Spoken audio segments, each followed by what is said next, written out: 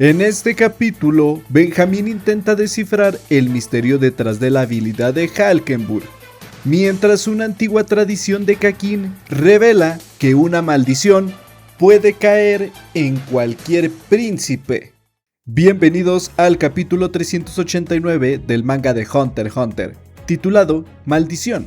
El capítulo comienza con el informe de uno de los soldados de Benjamín. El soldado explica que, cuando ocurrió el suicidio de Shikaku, el príncipe Lusurus se encontraba en su habitación junto a otras 5 personas. Todo transcurría con normalidad. Lusurus estaba fumando drogas legales mientras veía una película, hasta que en ese momento se escuchó el disparo.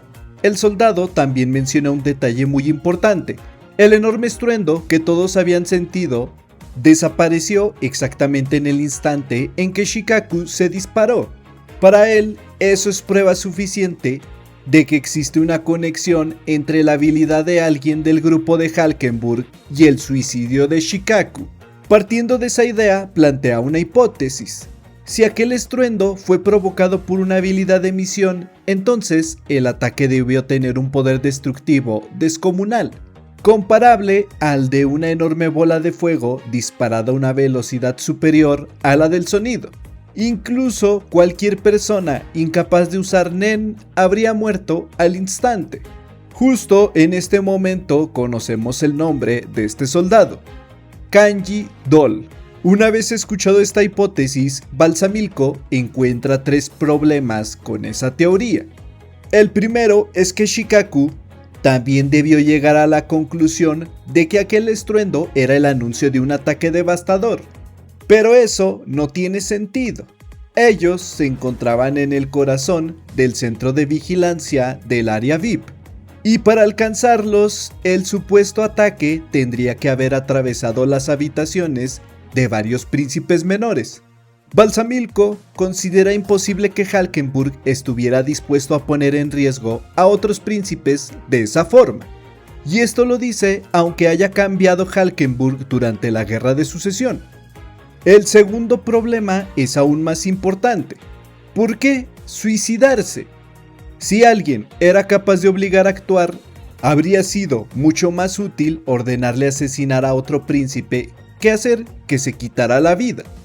Y el tercer problema es una pregunta fundamental.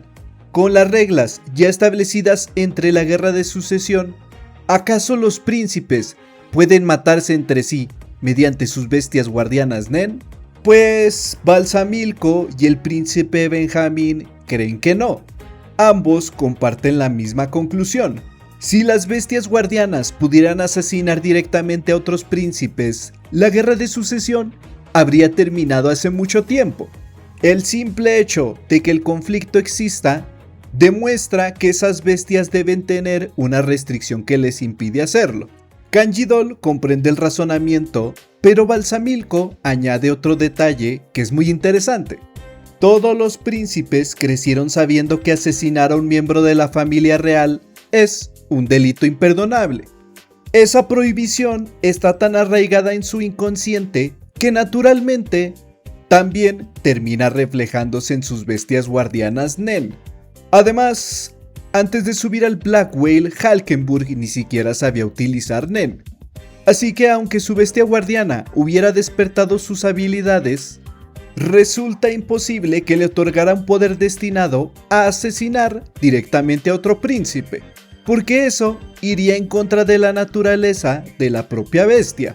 Con todo esto, Kanji Doll entonces pregunta cuál puede ser la explicación de que Shikaku terminara suicidándose.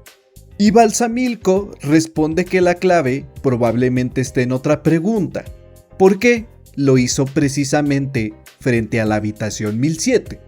Y con esta duda es por eso que le ordena a Kanji Doll continuar vigilando cuidadosamente todo lo que ocurra alrededor de la habitación del príncipe Lusurus.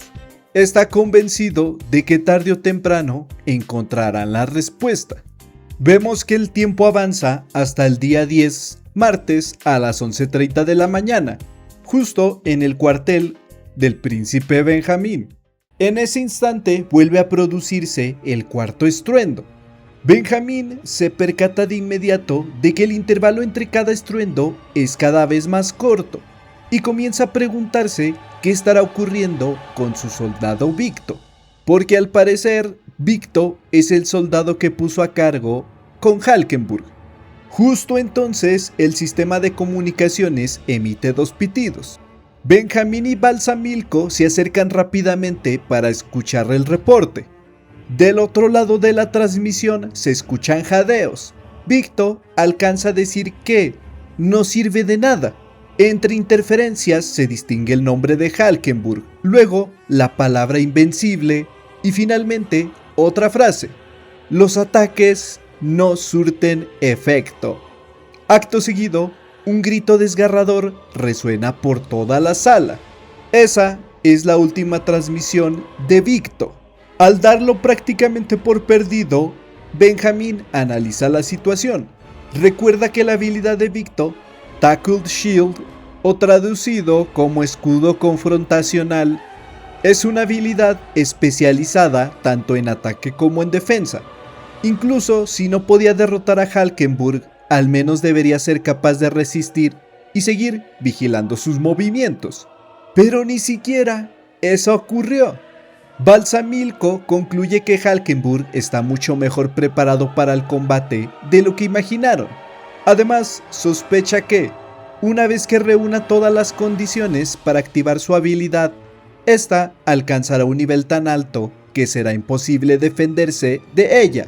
Y Benjamín llega a la misma conclusión.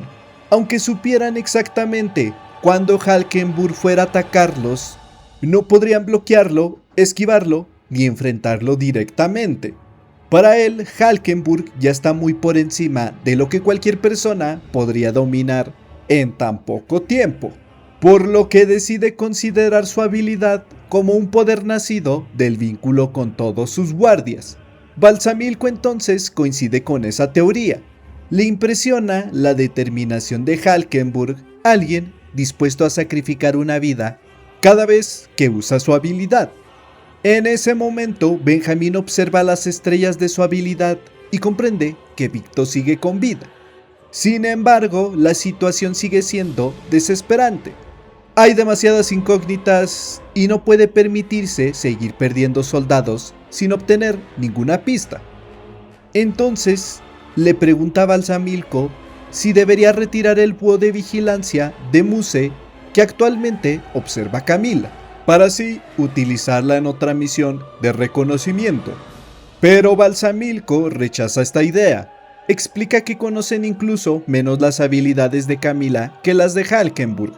Además, la habilidad de Camila fue capaz de matar instantáneamente a Muse, así que sigue siendo una amenaza demasiado grande como para dejar de vigilarla.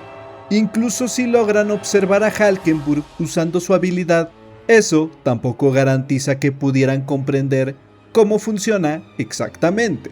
Con todo esto, Balsamilco deja claro que la situación con Valkenburg ya es un estado de emergencia, pero asegura que tiene un plan. Como medida contra los asesinatos que han ocurrido en los niveles inferiores, reorganizó las tropas exteriores y reunió suficientes pruebas para que la rama judicial sospeche que Valkenburg podría estar involucrado en un asesinato premeditado. Su objetivo no es demostrar su culpabilidad. Su verdadero objetivo de Balsamilco es separar a Valkenburg de sus guardias. Si la fuerza de Valkenburg depende de ellos, entonces basta con impedir que estén juntos. Poco después vemos a funcionarios del departamento judicial acompañados por soldados y dirigirse a la habitación de Valkenburg. Tras una breve discusión con sus guardaespaldas, finalmente se lo llevan detenido. Más tarde, Balsamilco informa a Benjamín que Valkenburg ha sido aislado por completo y que se le prohibió cualquier contacto con sus guardias mientras dure la investigación. Aunque reconoce que probablemente será liberado por falta de pruebas, exactamente igual que lo que ocurrió con Camila, al menos habrán conseguido impedir temporalmente que utilice su habilidad. El éxito o el fracaso depende de la primera audiencia. Esta puede ser la única oportunidad que tengan de sacarlo del camino para siempre. Ahora nos movemos a la habitación de la príncipe Tyson. Uno de sus guardias, Juliano, se encuentra completamente concentrado leyendo el libro que la propia Tyson les entregó. En ese momento aparece Izunami, quien le avisa que ya es hora del cambio de guardia. Al notar el libro en sus manos, Izunami le pregunta qué le ha parecido. Y Juliano responde que quedó sorprendido. Dice que el libro está lleno de letras de canciones y que una vez comienzas a leerlas, simplemente no puedes detenerte, y admite que había subestimado por completo a la príncipe Tyson. En especial el último capítulo, What a Wonderful World. Este capítulo logró conmoverlo profundamente. Pero lo más extraño es lo que dice después. Juliano reconoce que, por un momento, incluso deseó que Tyson se convirtiera en la próxima reina. Pero enseguida recuerda que eso implicaría la muerte de los demás príncipes, algo que contradice por completo los ideales de Tyson. Al escuchar esas palabras, Izunami le responde que empatizar demasiado con ese libro puede ser peligroso. Sin embargo, Juliano insiste en recomendarle que lo lea. Izunami simplemente responde que, como miembros de la Asociación de Cazadores, su misión es proteger a Tyson hasta llegar al supuesto nuevo continente, y nada más. Pero Juliano vuelve a sorprendernos. Le dice a Izunami que le parece muy triste pensar que, cuando termine la misión, simplemente se despedirán de Tyson y cada uno seguirá su camino. Y con todo esto que dice Juliano, Izunami solamente sospecha de que algo tal vez ya le ocurrió a Juliano. Así, Juliano se dirige hacia la sala principal. Al entrar, Tyson y todos los presentes le prepararon una fiesta sorpresa por su cumpleaños. Lo curioso es que Juliano les dice que todavía faltan varios meses para su cumpleaños. Tyson, entre risas, responde que precisamente por eso es una sorpresa.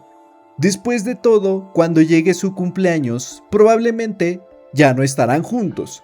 Todos comienzan a felicitarlo. Tyson le dice que está muy feliz de haberlo conocido, y esas palabras terminan por romper a Juliano, mientras la celebración continúa dentro de la habitación 1006. Ahora nos movemos a la habitación 1007, la habitación del príncipe Lusurus. Uno de los guardias está explicando a Kanji-Doll todo lo que ocurrió durante el suicidio de Shikaku. Tras escuchar el relato, Kanji-Doll admite que muchos de los testimonios podrían no ser confiables, pero hay una pregunta que no deja de rondarle la cabeza. ¿Por qué Shikaku decidió dispararse precisamente frente a la habitación 1007? Después de analizar la situación, llega a una posible conclusión. Quizá el suicidio nunca fue el verdadero objetivo. Tal vez solo fue una distracción. Mientras todos salían alarmados para averiguar qué había ocurrido, alguien dentro de la habitación pudo haber aprovechado el caos para actuar sin levantar sospechas. Si esa teoría es correcta, entonces el responsable tendría que ser uno de los guardias pertenecientes a la Reina Do Azul. En ese momento, dentro de la habitación se encontraban 5 de sus guardias. Famul permanecía siempre dentro del campo de visión. Hapiech y Riz estaban vigilando la sala principal. Eso solo deja a Odessa y Gado, quienes se encontraban descansando en el cuarto de reposo. Pero allí también estaban dormidos McKnight y Skuld, ambos miembros de la Asociación de Cazadores. Kanji-Doll comienza a sospechar que, aprovechando toda la conmoción, Odessa o Gado pudieron hacerle algo a alguno de ellos. Así que por ahora decide mantenerlos bajo vigilancia, porque seguir interrogando a todos solo servirá para despertar sospechas. Entonces formula otra hipótesis. ¿Y si McKnight hubiera sido manipulado para asesinar al príncipe Lusurus? Después de todo, McKnight comenzará su turno de vigilancia esa misma tarde. lo que lo convertiría en el candidato perfecto para ejecutar un ataque sin llamar la atención. Aunque, siendo sincero, ni siquiera él está completamente convencido de que eso vaya a ocurrir. Mientras piensa en todo esto, también empieza a cuestionar el plan que están siguiendo. Se pregunta si realmente vale la pena perder tiempo investigando allí, cuando el verdadero problema sigue siendo Valkenburg. Después de todo, él también está convencido de que el proceso judicial terminará exactamente igual que con Camila. Será liberado por falta de pruebas. Poco después, Kanji-dol conversa con Basho. Curiosamente, Basho también sospecha de los guardias de la Reinado Azul. Le explica que sus turnos de vigilancia acaban de cambiar y que, por ese motivo, Magna y Skuld permanecerán bajo observación. Al escuchar eso, Kanji-dol se sorprende, porque ambos llegaron prácticamente a la misma conclusión. Sin embargo, Basho le revela otro detalle. Cuando le comentó esa hipótesis al príncipe Lusurus, este la rechazó por completo, porque según Lusurus, la política de su madre, la Reinado Azul, siempre ha sido mantenerse completamente neutral y no ayudar a ningún príncipe sin importar quién lo solicite. Esa respuesta hace que Kanji-dol piense en otra posibilidad. ¿Y si Magnai y Skuld llevan todo este tiempo fingiendo no saber usar Nen? Si ese fuera el caso, significaría que ambos son usuarios extremadamente capaces. Es por eso que le pide a Basho que no deben bajar la guardia. Pero cuando Kanji-dol finalmente se está marchando, Basho es quien empieza a desconfiar de él. En su mente llega a una conclusión completamente distinta. Para Basho, todos los soldados de Benjamin podrían estar involucrados en este plan. Piensa que el suicidio de Shikaku quizás fue parte de una habilidad activada mediante el sacrificio de su propia vida. Y si realmente utilizaron Nen, que se fortalece después de la muerte, entonces esa habilidad sería muchísimo más poderosa de lo normal. Pero también plantea otra posibilidad. Si el suicidio frente a la habitación 1007 solo buscaba desviar la investigación hacia Valkenburg, entonces el verdadero objetivo podría ser otro príncipe completamente diferente. Después de todo, una organización capaz de sacrificar voluntariamente a uno de sus propios soldados difícilmente tendría reparos en utilizar habilidades potenciadas tras la muerte. Y Basho aquí justamente recuerda que el ejemplo más conocido de este tipo de Nen son las maldiciones. Habilidades que continúan persiguiendo su objetivo incluso después de que su usuario haya muerto. Aunque también aclara un detalle importante. Al igual que ocurre con las bestias guardianas Nen, normalmente una maldición puede percibirse una vez que ha sido lanzada. Por eso, se pregunta si una maldición sería realmente capaz de afectar a un príncipe que ya está protegido por una bestia guardiana. Por ahora, la única opción que les queda es seguir observando. Ahora nos trasladamos a la área V-VIP, más específicamente a los cuarteles de vigilancia de la segunda príncipe Camila. Mientras Camila permanece tranquilamente en la habitación, vemos a uno de los soldados observando una fotografía del príncipe Benjamín. Mientras sostiene la fotografía, jura que algún día lo acompañará hasta el infierno y que lo maldecirá hasta la muerte. Así es como conocemos a este personaje, llamado Noswana. En este momento, Togashi nos explica el origen de esta extraña determinación de Noswana. Resulta que en el antiguo reino de Kakin existían varias tradiciones funerarias donde algunas personas renunciaban voluntariamente a su vida para ser enterradas junto a alguien más. Entre todas ellas existía una muy particular conocida como Afterlife Companion o compañero para la vida después de la muerte. Este ritual estaba reservado para aquellos príncipes que morían antes de convertirse en reyes. Cuando eso ocurría, Se elegía a una persona del sexo opuesto para ser enterrada junto al príncipe con el objetivo de evitar que su espíritu regresara como un fantasma vengativo capaz de maldecir al nuevo rey y al reino entero. Aunque oficialmente era presentado como un enorme honor, la realidad era completamente distinta. Las personas elegidas siempre provenían de la clase más baja y discriminada del reino, llamados los intocables. En aquella época, quien nacía como intocable estaba condenado a permanecer en esa posición toda su vida. Jamás podía ocupar un cargo importante, ascender dentro del ejército ni cambiar su estatus social. Sin embargo, las cosas cambiaron cuando la príncipe Camila apareció. Ella les permitió ingresar a su guardia personal, les otorgó tierras, los reconoció como iguales al resto de los soldados y les dio una dignidad que nunca antes habían tenido. Por eso, la lealtad de los intocables hacia Camila es absoluta. Con el paso del tiempo, esa antigua tradición terminó fusionándose con el Nen y dio origen a una forma de asesinato extremadamente peligrosa. Cada uno de estos soldados está dispuesto a sacrificar su propia vida para lanzar una poderosa maldición sobre su objetivo. En este momento nos presentan a varios personajes que pertenecen a estos intocables. Y como siempre, les dejaré este panel del manga donde se ven estos personajes y, sobre todo lo más importante, a quienes de los príncipes están encargados de maldecir. Entre todos estos intocables destaca uno, Sarahel, quien tiene asignado la misión de maldecir a la príncipe Wobble.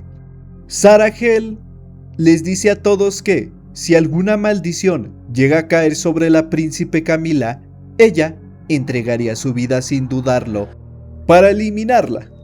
También conocemos a otros miembros encargados de maldecir a distintos príncipes, así como a Umanma, una exorcista de Nen. Entonces Sarahel reúne a todos y les recuerda cuál es su verdadera misión. Ellos ya no entregarán su vida por un príncipe muerto, como ocurría en el pasado. Ahora vivirán y morirán por el futuro de la príncipe Camila, porque fue Camila quien les dio un propósito cuando el resto del mundo ni siquiera los consideraba personas. Después les ordena que aquellos que todavía no tengan una maldición asignada comiencen a investigar discretamente a los enemigos. Su prioridad es descubrir si entre ellos existe algún exorcista de Nen. En ese momento revela cómo funciona su técnica. Los intocables, a quienes llama aquellos que no han comido la comida de la muerte, poseen una habilidad especial. Primero, deben conseguir un objeto que haya estado en contacto con su objetivo. Después, queman ese objeto, hierven las cenizas y las beben. Finalmente, se quitan la vida utilizando una pequeña cuchilla. Solo entonces la maldición queda completamente activada. A partir de ese momento, el objetivo comienza a perder su aura poco a poco. Las maldiciones más poderosas incluso son capaces de obligar a la víctima a entrar en un estado de setsu y terminar provocando su muerte pocas horas después. Sin embargo, Sarahel reconoce que todavía desconocen demasiado sobre las bestias guardianas Nen. Intentar maldecir directamente a un príncipe de alto rango sería extremadamente arriesgado, porque existe la posibilidad de que la bestia guardiana desvíe por completo el ataque. Por eso comienzan a pensar cuál sería el mejor objetivo. En ese momento aparece en su mente varios de los príncipes menores, pero al no decidirse llama a la sirvienta principal, Fukataki, y le pregunta cuál de sus objetivos sería el más conveniente.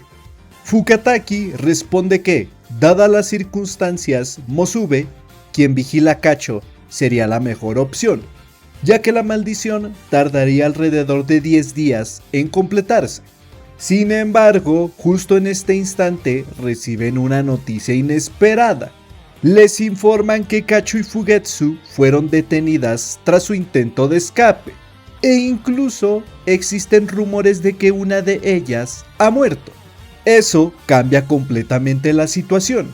Ahora la maldición tardaría aproximadamente medio año en surtir efecto. Así que Sarahel toma una nueva decisión. Su siguiente objetivo será Tala, encargada de acercarse al príncipe Marayam. Pero aquí Fukataki le hace una advertencia muy importante. Las bestias guardianas Nen protegen constantemente a los príncipes.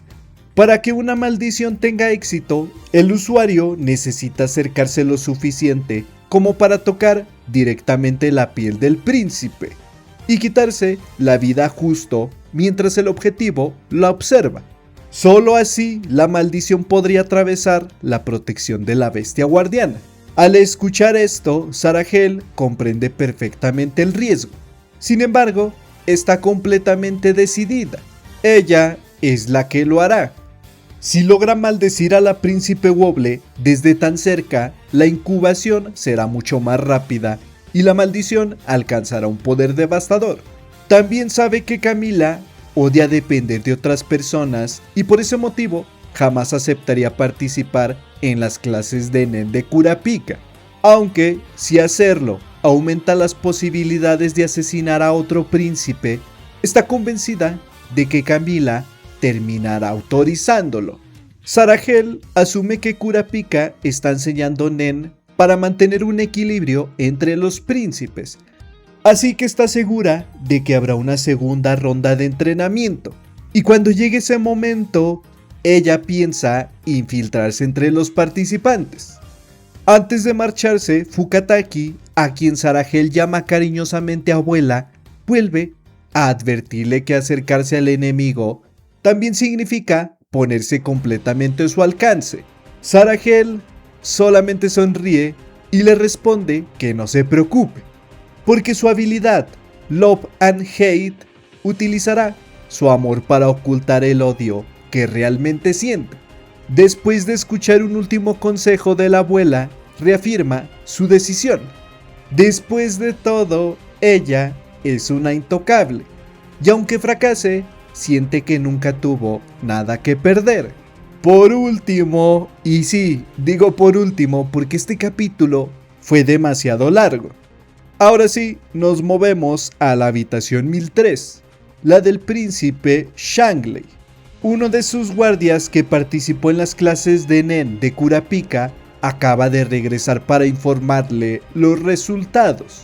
Le confirma que el entrenamiento fue un éxito y que todos los participantes lograron despertar su Nen gracias a Kurapika. Shangley le pregunta inmediatamente si ahora puede ver a su bestia guardiana espiritual.